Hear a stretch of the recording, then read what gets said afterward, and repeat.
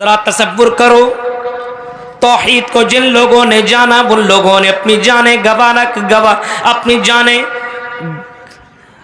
जाने कुर्बान करना गवारा कर लिया, लेकिन मेरे भाइयों तौहीद से समझौता नहीं किया, तौहीद से कंप्रोमाइज नहीं किया।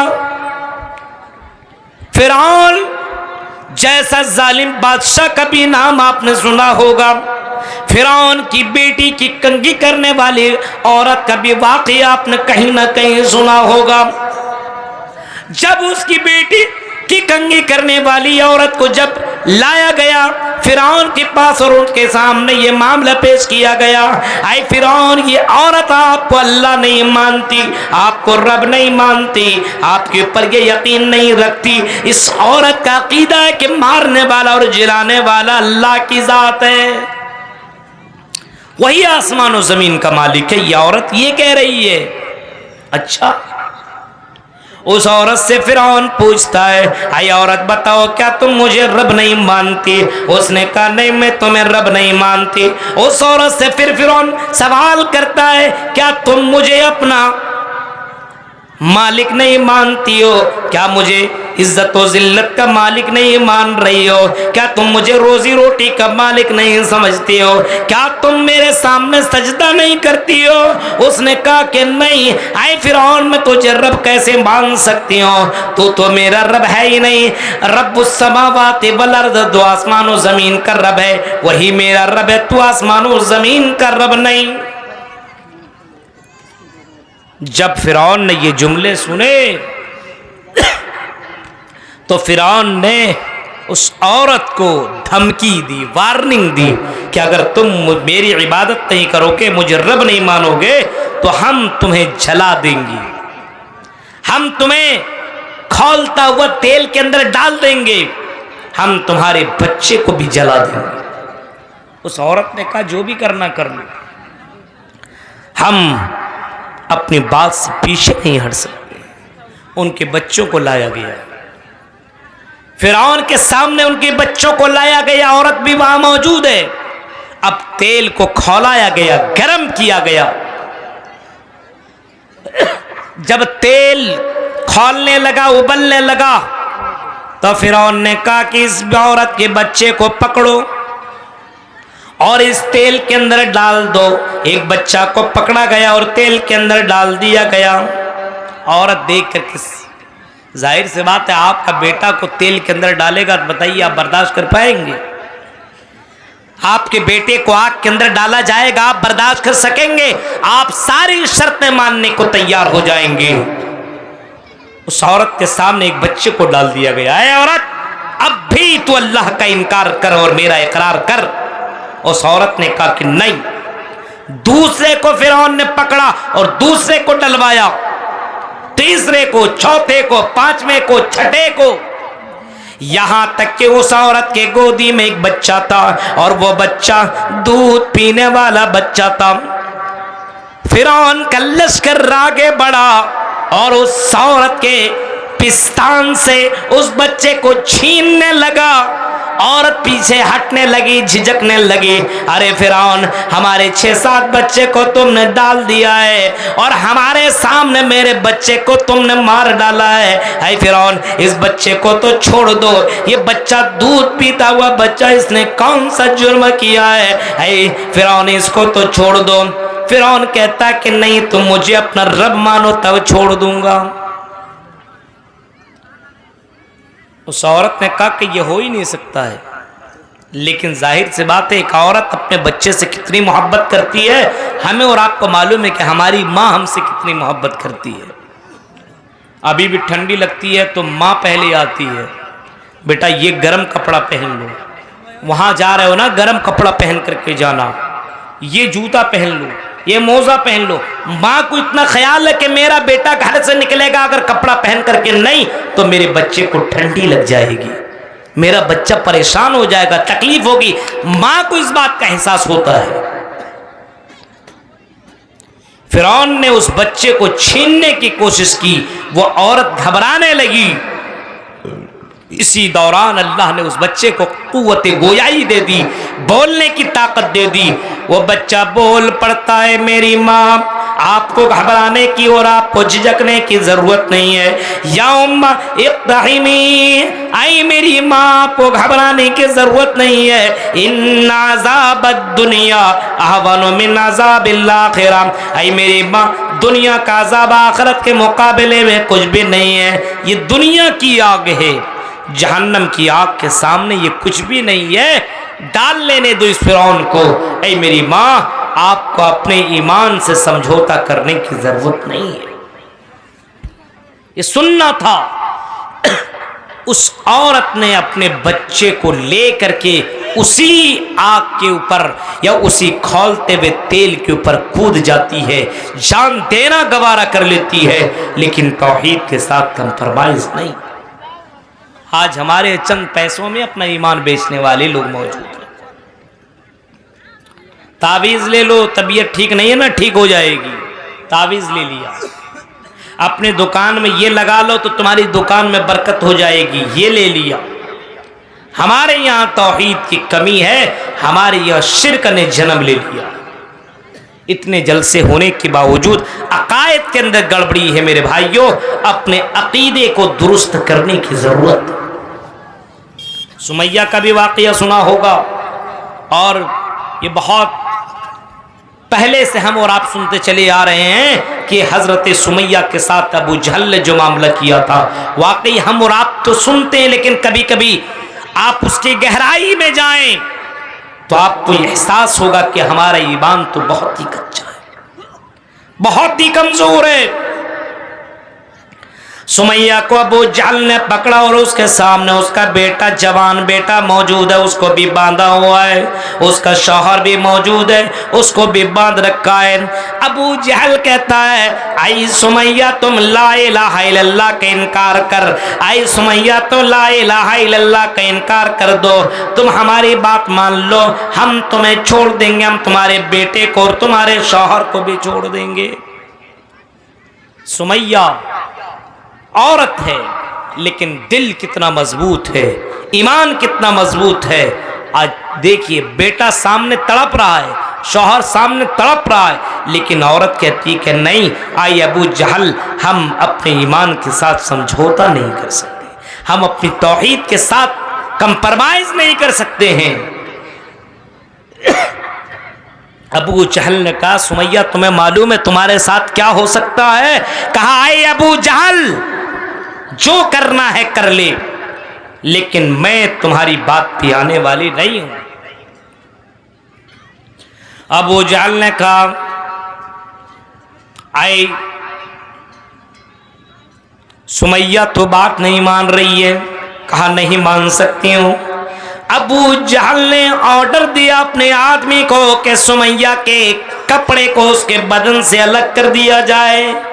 एक औरत की एक इज्जत जो होती है वो सबसे अहम उसके लिए होती है। औरतें इतनी शर्म हया वाली हुआ करती है कि अपना जिस्म दिखाना गवारा नहीं करती है, और एक ईमान वाली तो हया वाली होती है, वो अपने जिस्म को छिपा करके रखती है। लेकिन सुमैया के इस हालत को देखिए आप। अबू जहल ने जैसे हुक्म दिया, एक आदमी आगे बढ़ा और सुमैया के कपड़े को अलग करता गया। सुमैया को नंगा कर दिया गया। जवान बेटा भी है और उसका शौहर भी सामने खड़ा ये मंजर देख रहा है, लेकिन सुमैया तौहीद के सामने बिल्कुल जमी हुई है, चटियल मैदान की तरह जमी हुई है, हिल नहीं रही है। अबू जहल इतना कोशिश कर रहा है, लेकिन उसके बाद के ऊपर हजरत सुमैया आमादा नहीं हो रही है। अबू जहल ने कहा कि अब भी अगर नहीं मानोगी तो जानती हो तुम्हें 2 पार्ट में चीर दिया जाएगा। एक औरत को नंगा किया जाए और उसके पैर को 2 तरफ बांध दिया जाए और उसको चीर दिया जाए। हम और आप सोच सकते हैं मेरे भाई, कितना दर्दनाक मंजर होगा, कितना खतरनाक मंजर होगा, ईमान उनका कितना मजबूत होगा। आज हम और आप तो चंद मिनट के लिए नहीं रह पाते हैं। जुमे के दिन अगर इमाम साहब 1 बजे के बाद अगर खुतबा देना चालू करे, इमाम साहब 1 मिनट बर्दाश्त नहीं करता आदमी।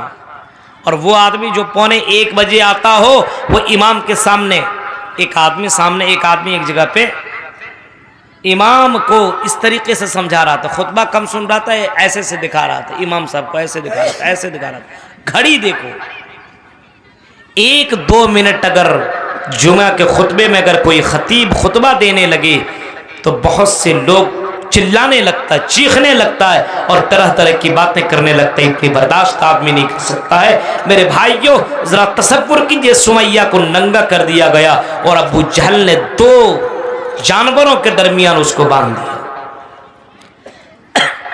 अब अबू जहल कहता है, सुमैया अगर अब भी तुमने इनकार न किया तो आए सुमैया, हम तुम्हें 2 पार्ट में बांट देंगे, हम तुम्हें टुकड़ा कर देंगे। सुमैया कहती है, आई अबू जहल जो करना है कर दो, लेकिन हम अपने ईमान के साथ समझौता नहीं कर सकते, हम अपने तौहीद के साथ कोई समझौता नहीं कर सकते।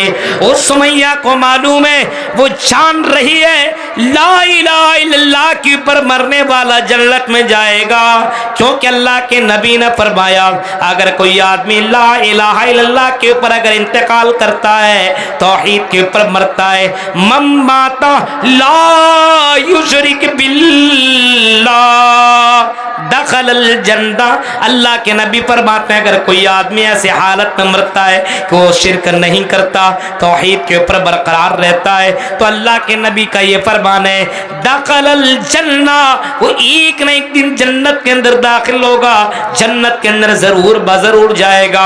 सुमैया को ये हदीस मालूम है, सुमैया ये जान रही है कि मेरे नबी ने जो जुमले कहे हैं वो अल्लाह के नबी झूठ नहीं बोलते, वही बोलते हैं जो अल्लाह बुलवाता है। अबू जहल ने बहुत कोशिश की लेकिन सुमैया ना माने और सुमैया अपने बात के ऊपर जमी रहे।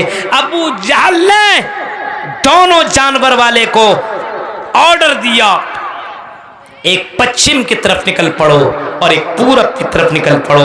दोनों जानवर अपने अपने सिमत में निकल पड़े और सुमैया को 2 पार्ट में चीर दिया गया, लेकिन सुमैया की जबान से ला इलाहा इल्लल्लाह के अलावा दूसरा जुमला नहीं निकला और ये अबू जहल की बातों में ना आया। आज हमारे यहाँ तौहीद कितनी कमी है, इसी वजह से हमारे यहाँ बुराइयाँ, जो बुराइयां हम और आप देख रहे हैं ना अपने समाज के अंदर, तौहीद की कमी की वजह से है। अल्लाह के ऊपर अगर ईमान हो, अल्लाह से डर हो, तो आदमी हर बुराई से बचेगा। तौहीद जिसकी जितनी मजबूत होगी, याद रखो मेरे भाइयों, उसका हर मामला उतना मजबूत होगा। अल्लाह से जो जितना डरने वाला होगा, बुराइयों से भी उतना संभलने वाला होगा। अल्लाह के ऊपर जिसको जितना यकीन होगा, जो जानता होगा कि अल्लाह ताला मेरी जिंदगी को जानने वाला, मेरी जिंदगी का मालिक है, रात की तारीखे में भी वो गलत काम करने से बचेगा और दिन के उजाले में भी गलत काम करने से बचेगा। हाँ, वो आदमी हलाल और हराम की भी तमीज करेगा, उसको मालूम होगा इंदहु अलीमुम बिज़ातिस सुदूर, मेरा अल्लाह मेरे दिल की धड़कन को जानने वाला है। अगर मैंने कोई गलत काम किया तो अल्लाह ताला को यहाँ मुझे जवाब देना पड़ेगा। इस वजह से बंदा अपने कदम को फूंक फूंक करके रखता है। जिसकी तौहीद जितनी ज़्यादा मजबूत होगी मेरे भाइयों, उसका ईमान उतना मजबूत होगा और वो अल्लाह से उतनी ही ज़्यादा डरने वाला होगा। तौहीद वाला, जिसकी तौहीद जितनी ज्यादा मजबूत होगी उसका ईमान उतना पक्का होगा और वो आदमी अल्लाह ताला से उतना ही ज्यादा डरने वाला और उतना ही ज्यादा इबादत करने वाला होगा। इसका मतलब अगर हमारी मस्जिद अगर वीरान है तो हमारे अंदर तौहीद की कमी है। अब आप अपने आप को अहले हदीस कह रहे हो तो कहो, लेकिन अगर मस्जिदें वीरान है तो तौहीद की कमी है। हमारे यहाँ शिर्क ने जन्म ले लिया है। मेरे भाइयों, इसको भी आप याद रखिए, इस बात को भी आप जहन के अंदर डाल लीजिए। शिर्क सिर्फ इसको नहीं कहते हैं कि कोई आदमी मूर्ति के सामने सजदा करे।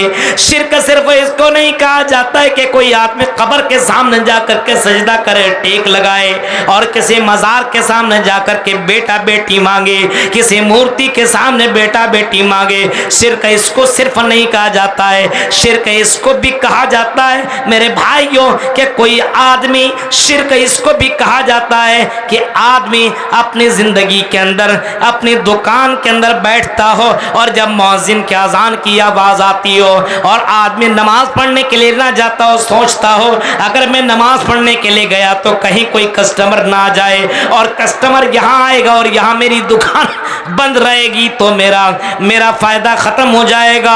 शिर्क इसको भी कहा जाता है कि अल्लाह को छोड़ करके ये आदमी किसी और चीज के ऊपर भरोसा करने लगे और दुकान में बैठ करके टाइम पास करने लगे और मस्जिद के अंदर भी ना जाए।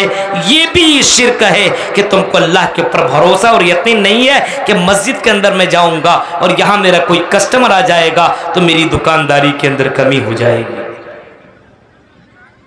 अगर अल्लाह के ऊपर भरोसा और यकीन होता दुकानें बंद कर लेते और आप मस्जिदों की तरफ निकल जाते। आज भी कई जगहों पे आपने देखा होगा, कई जगहों पे, अब इस इलाके की मैं बात नहीं कर रहा हूं, दूसरी जगहों में ऐसे भी लोग होते हैं जो अपने खादिम से कहते तो तुम दुकान में बैठो, मैं अभी आता हूँ नमाज पढ़ करके, आज़ान हो चुकी है। वो दुकान छोड़ करके मस्जिदों की तरफ निकल जाता है। उसको यकीन है कि रोजी रोटी का मालिक अल्लाह है, जितना मेरे हिस्से में कमाई लिखा होगा उतना ही मैं कमाऊंगा, उससे ज़्यादा मेरी कमाई नहीं हो सकती। तो हमारे यहाँ तौहीद की कमी है। शिर्क ने जन्म ले लिया है और शिर्क के अलावा बहुत सी बुराइयों ने जन्म लिया है, लेकिन शिर्क ने ज्यादा जन्म ले लिया है। आए मुसलमानों सुनो, अल्लाह के नबी ने अपने सहाबा से कहा था, आई मुआज़ इब्न जबल सुनो तुम शिर्क मत करना, आई मुआज़ इब्न जबल तुम शिर्क मत करना, ला तुशरिक बिल्लाह, आई माज तुम अल्लाह के अलावा किसी को शरीक मत करना, अल्लाह के अलावा किसी के सामने तुम सजदा मत करना, शिर्क मत करना।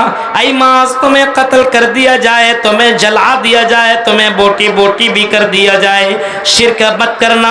ये अल्लाह के नबी हजरत मुआज़ इब्न जबल को सिखा रहे हैं और हजरत मुआज़ इब्न जबल को बता रहे हैं। आई मुसलमानों, आज हमारे अंदर तौहीद की कमी आ चुकी है और हमारे यहाँ शिर्क ने जन्म ले लिया है। आज मुसलमान होकर के बे मुसलमान नहीं है। आज मेरे भाइयों, हमारे यहाँ शिर्क ने जन्म ले लिया है और आज हम दूसरे गलत तरीकों के अंदर आज मुब्तला हो चुके हैं। मेरे भाइयों, आज हमारे अंदर अकायद के अंदर गड़बड़ी आई तो आई कैसे?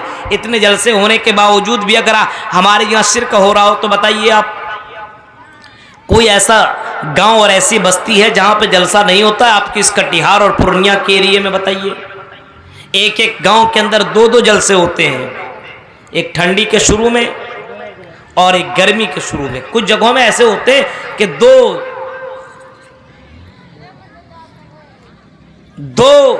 वहां पे तालीम का दो जगह है, मदरसा दो है, तो एक मदरसे वाले ने पहले जलसा किया तो दूसरे मदरसे वाले ने 2-3 महीना बाद जलसा किया, ऐसा भी है। लेकिन इसके बावजूद उस मस्जिद में आप जाइए तो आपको नमाजियों की कमी मिलेगी। आप उस मस्जिद के अंदर जाइए तो आपको कुछ लोग ऐसे मिलेंगे जिनके हाथ के अंदर वो कड़ा पहनने वाले मिलेंगे, कुछ बच्चों को आप देखेंगे तावीज़ पहनने वाले मिलेंगे। अब बताइए मेरे भाइयों, हमारे अंदर ये सब बुराई आ चुकी है। अब इसका एक ही सवाल पैदा होता है कि जलसा लोग आते हैं, एंजॉय करके चले जाते, जलसे से जो पैगाम हमें और आपको मिलता है, इन पैगाम के ऊपर हम और आप गौर फिक्र नहीं करते। अपने बच्चों को तौहीद के ऊपर चलने वाला बनाओ। अपने बच्चे को शुरू से जब बच्चा बोलने के लायक हो तो अल्लाह के ऊपर ईमान लाओ। अपने बच्चे को बताओ कि मेरे बच्चा ला इलाहा इल्लल्लाह पढ़। बच्चा बड़ा हो, 6-7 साल का बच्चा हो तो बच्चे को नमाज पढ़ने के लिए लेकर के जाओ और नमाज पढ़ने का भी तुम हुक्म दो। जब बच्चा नमाज न पढ़े और 10 साल का हो तो बच्चे को मार मार करके नमाज पढ़ाओ और उसको बताओ कि मेरे बच्चे तेरे ऊपर सबसे बड़ा हक अल्लाह का है, यानी मेरे बच्चे सबसे बड़ा हक अल्लाह का है। तू चल रहा है उस अल्लाह की मेहरबानी है, तू खा रहा उस अल्लाह की मेहरबानी है, तू जी रहा उस अल्लाह की मेहरबानी है। आए मेरे बेटे, उस अल्लाह की इबादत करते रहना, हर हाल में तुम्हें इबादत करना। आए मेरे बच्चे, अगर खड़े खड़े नमाज नहीं पढ़ सकता, इबादत नहीं कर सकता, तो आए मेरे बच्चे तुम बैठ करके नमाज पढ़, और बैठ करके नमाज नहीं पढ़ सकता तो लेटे लेटे नमाज पढ़, क्योंकि इसी के लिए तो अल्लाह ताला ने हमें और आपको पैदा किया है। वमा खलक़तुल जिन्ना वल इंसा इल्ला लियअबुदून। आए मेरे बंदो, हमने तुम्हें महज अपनी इबादत के लिए पैदा किया है। आज दुनिया के अंदर लोग अल्लाह को छोड़ करके अपने ख्वाहिशात की पैरवी कर रहा है। ठंडी का मौसम आया, आदमी बिस्तरों के अंदर चला गया, फजर में उठ नहीं सकता। गर्मी का मौसम आया तो नमाजी बन गया। रमजान का महीना आया तो इबादत करने लगा, और रमजान का महीना खत्म तो इबादत भी खत्म। और लोगों, अपने ख्वाहिशात की पैरवी करने वालों, अपने ख्वाहिशात के ऊपर चलने वालों, अपने दिलों की बातों को मानने वालों, और अपने ख्वाहिशात के ऊपर अमल करने वालों, ये भी तो शिर्क है, इसको भी तो शिर्क कहा जा रहा है। इस वजह से मेरे भाइयों, ठंडी का महीना हो या गर्मी का महीना हो, इस्लाम का जो कानून है और मोहम्मद रसूलुल्लाह ने जो तालीम दी है कि हर हाल में तुम अल्लाह की इबादत करो। मजलिस में भी बैठो तब भी अल्लाह का जिक्र करो, रास्ते में जाओ तब भी तुम अल्लाह का जिक्र करो। तौहीद आपकी यहाँ हमेशा बाकी रहनी चाहिए, और शिर्क आपकी यहाँ कहीं भी पनपना नहीं चाहिए। अपने घर के अंदर जायजा लो, अपने घर के अंदर टटोरो कि मेरे घर के अंदर कहीं शिर्क तो नहीं हो रहा है, मेरे यहाँ मेरा बच्चा शिर्क में मुब्तला तो नहीं है। मेरे भाइयों, आज सीरियल ने, आज फिल्मों ने और आज दूसरी चीज़ों ने अपने बच्चे के अंदर से तौहीद को ख़त्म कर दिया है। आज हमारा बच्चा निकलता है, अगर कोई बिल्ली सामने से गुजर जाए तो आज हमारा बच्चा रुक जाता है, बिल्ली गुजर गई है, कोई ना कोई ख़तरा है, ये बिल्ली हमारी ज़िंदगी का मालिक हो सकता है। बताओ मेरे भाइयों, इस वजह से आदमी को सोचना चाहिए और गौर व फिक्र करना चाहिए कि आज हमारे यहाँ तौहीद की कमी आ चुकी है और शिर्क ने हमारे यहाँ जन्म ले लिया है। अल्लाह रब्बुल आलमीन, अल्लाह के नज़दीक सबसे बड़ी इबादत और सबसे बड़ी नेकी तौहीद है, और सबसे बड़ा गुनाह शिर्क है। इसी वजह से अल्लाह के नबी से जब सवाल किया गया, आइए अल्लाह के नबी बताइए, अल्लाह के नज़र में और अल्लाह की दृष्टि में सबसे बड़ा गुनाह कौन सा है? युज़म्बु आज़मु इंदल्लाह। तो अल्लाह के नबी ने फरमाया था, अश्शिर्कु बिल्लाह, अल्लाह के साथ किसी को शरीक करना सबसे बड़ा गुनाह। अब आप सोच सकते हैं मुझे खिला रहा पिला रहा है, सब कुछ कर रहा है, या ये सोचिए आप अपने गुलाम को पैसा देते हैं, अपने गुलाम को सब कुछ देते हैं, आपका गुलाम जब भी पैसा मांगता है आप उसको दे देते हैं, लेकिन आपका गुलाम आपकी बात ना माने, या आप ये समझे कि आपकी बीवी को, आप अपने बीवी को फरमाइश के मुताबिक हर चीज़ ला करके दें। बीवी बोले मेकअप का सामान ला दो, आपने ला दिया, चूड़ी ला दो, आपने चूड़ी ला दिया। आपकी बीवी बोलती मुझे कपड़ा ला दो, आपने कपड़ा दे दिया। आपकी बीवी बोलती मुझे फला फला चीज़ ला करके दे दो, आपने ला करके दे दिया। लेकिन आपकी बीवी आपकी इताअत नहीं कर रही है, आपकी बातों के ऊपर अमल नहीं कर रही है। आप उसको बोलते हैं मेरी बीवी मैं कमाने के लिए जा रहा हूँ, ऐ मेरी बीवी बन सवर करके बाहर बाजार में मत निकलना, ऐ मेरी बीवी मेरे घर के अंदर किसी गैर अजनबी को आने की इजाज़त मत देना। लेकिन आपकी बीवी आपकी बात न माने, आप जब कहीं चले जाएं तो किसी गैर मर्द को अपने घर के अंदर बुलाए, आपके बिस्तर में उसको सुलाए और उसके साथ इंजॉय करें। बताओ मुसलमानों, क्या तुम अपने बीवी के इस रवैये को बर्दाश्त कर सकते हो? क्या तुम अपने बीवी की इस अमल को बर्दाश्त कर सकते हो? आपकी बीवी जिसको आपने सारा चीज दिया और आपकी बीवी आपकी जगह किसी और को हक दे दे, अपने बिस्तर में किसी को बुला करके सुलाए, उसके साथ गलत काम करे, बताओ क्या तुम अपने बीवी को एक भी दिन अपने घर के अंदर रखना गवारा करोगे? आपका जवाब होगा मौलवी साहब, घर में रखना दूर की बात है, मैं अपनी बीवी की गर्दन उड़ा दूं, जिस बीवी के लिए मैं कमा करके ला करके सारा चीज दे रहा हूं, और मेरी बीवी मेरी जगह किसी और को दे दे तो उस बीवी को जीने का हक नहीं है। अब बताओ, जब तुम अपने बीवी को अपने घर के अंदर एक दिन रखना गवारा नहीं कर सकते हो, क्यों? क्योंकि आपकी बीवी ने आपके फरमा बरदारी न की। आपकी बीवी को आपने कपड़ा दिया, मकान दिया, आपने अपने बीवी को जेवर दिया, आपने उसको मेकअप का सामान दिया, लेकिन आपकी बीवी आपकी बात न मानी, जिसकी वजह से आपने अपनी बीवी को या तो तलाक दे दिया या तो अपने घर से धक्के मार करके भगा दिया।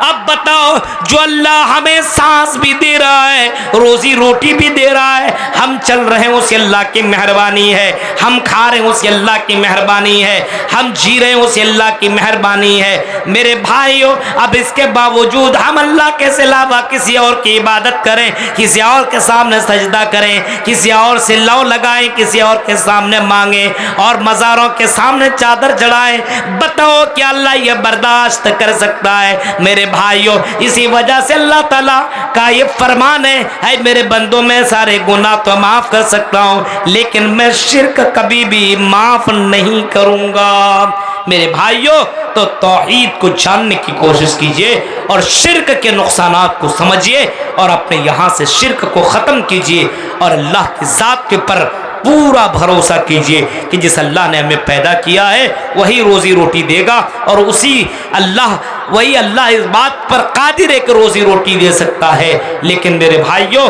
अल्लाह के पर पूरा ईमान और पूरा यकीन होना चाहिए। जो लोग अल्लाह के पर ईमान और यकीन नहीं कर सकता है, मेरे भाइयों आप समझ जाइए उसका ईमान कच्चा है।